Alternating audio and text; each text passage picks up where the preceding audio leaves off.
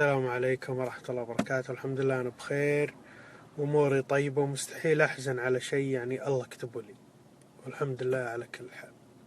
أنا أبي منك شيء واحد يا طويل العمر اللي تتابعني، إنك تعلم أخوياك كلهم اللي عندهم أسناب يتابعوني عشان بعلمكم القصة كاملة. الآن أول ما صار لي الشيء هذا اللي بقوله لكم سويت شيء بنفس الوقت أتوقع أنه حرام محرم شرعا، بس إنه والله سويته بلحظة الغضب. بقول لكم إيش سويت. يا جماعة الخير عندنا شقة، بسة بالشقة. البسة هذه يعني هادية وأمورها طيبة، حقت أبو حنج سلوم. قررت إني آخذ غفوة الظهر اليوم وأنا منسدح أموري طيبة، وأسمع ألبس يعني يطلع أصوات ما أدري فيه مستلج اليوم. لقيت خبر له مع أنه أول مرة أسمع منه الأصوات هذه، بالعادة يكون هادي وزي كذا. أثر فيه مسكت معه حالة نفسية، اليوم جت علي أنا. ويا جماعة الخير ألبس انها يعني يسوي شيء مسرع يا جماعة الخير، ونط فوقي، نط كذا وجاء عند وجهي ويمشخ كل وجهي، ولا مرة ولا مرتين ولا ثلاث، يمكن حول 4 مرات. أقسم بالله إني عجزت لصيد. مخشات أتوقع إنها عادية يعني، لكن في مخشتين غز نابة داخل وجر أم الجلد، يعني نتف أم الجلد نتف. أنا بوقتها بلحظة غضب وما يعني ما تفكر بالألم يعني ولا تفكر بشيء. سويت شيء والله أنا أعترف إنه حرام وأسأل الله أن يسامحني. جيت مسكت البسة يا جماعة الخير مع راسها وصبخت أمه بالجدار وانتفتها برجلي إلين ما ماتت، تطشر دمها يمين ويسار. آسف يا سلوم أبو حنج، وأبشر والله بالعوض، لكن بستك يعني عذبتني تعذيب وراح تخلي الأثر هذا بوجهي لزمن طويل. ذبحت القطو طبعا بسبب لأنه يعني قاعد يعذبني تعذيب.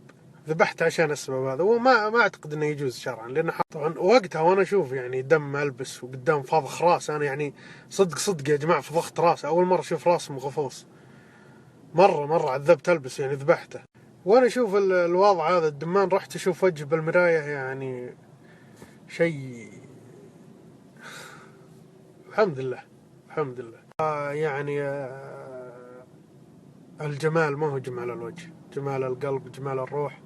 بعض الناس لو يصير له مشي هذا يحزن بالحيل، أنا الحمد لله. فهذا الشيء مكتوب لي من يوم ولدت، مكتوب إنه باليوم الفلاني بالساعة الفلانية إنه راح وجهي تمزق. فالحمد لله على قضائي، ولو يعني الظاهر إني مستانس وعادي أموري طبيعية، لكن والله في القلب حزن ما يعلم فيه إلا من خلق القلب.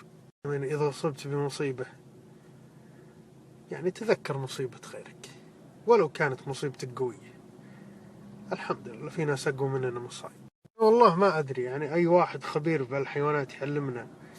يعني ألبس وش اللي جاه، وش اللي خلاه يسوي فيني كذا. بعض الناس مستصغرين اللي جاه فيني، يقولون دلوع يا البنت. إن شاء الله كلها 4 أيام وقال الدكتور تقدر تشيل هذا وتشوفون يمه مني. ذبحت البسة، أنا المتوحش الشرير.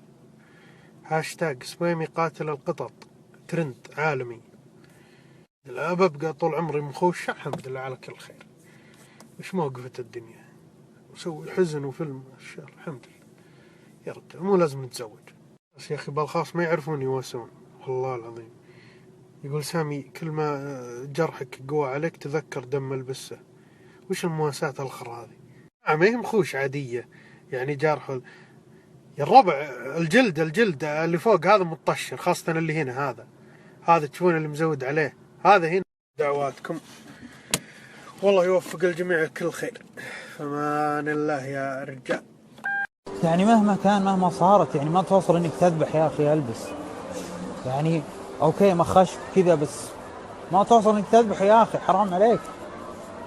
يعني اوري انا مشتريه بصراحة سعر غالي مرة زين، وانا خويك يا سامي تجي وتسوي بهالشيء يعني خلاص ما بين شيء.